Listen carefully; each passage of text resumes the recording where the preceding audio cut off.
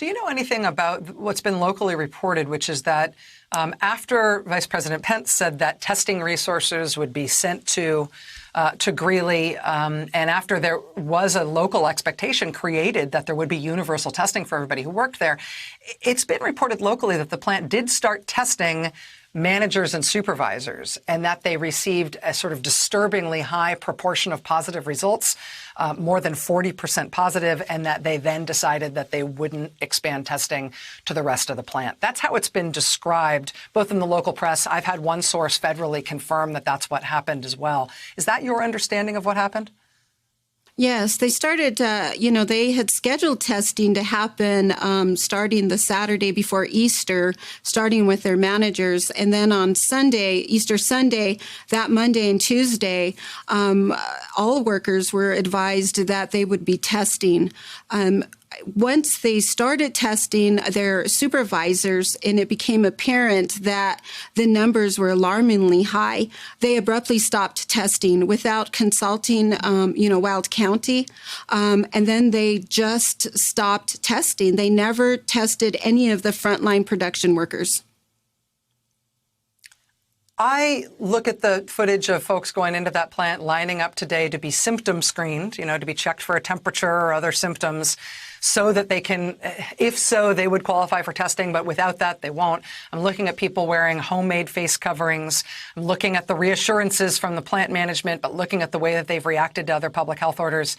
And I just have to tell you, I'm really worried about the 6,000 people who work there.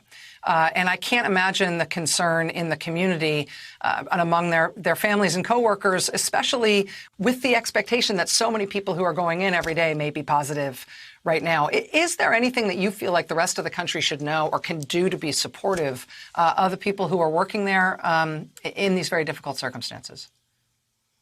Well, the workers are scared. There was a commitment by not only Vice President Pence, the health order said that required testing before that plant opened.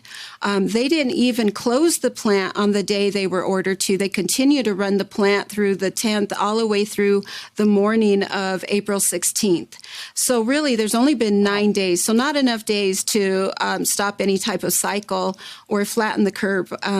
Workers were not clearly given guidance on sheltering in. And there was community testing this weekend, and workers are already getting their results that were asymptomatic, and they are positive.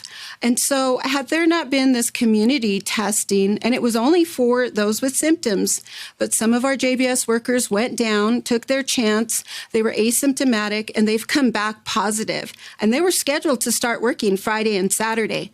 So we are very concerned that this is going to be another repeat cycle of workers, being forced to come to work. And this is a work while sick culture. And you're seeing it all over the country. And we're really worried that, more people are going to get sick. That without the plant-wide testing, workers are very scared. They're also still mourning the death of their coworkers, and family members of these workers have passed away from COVID, too.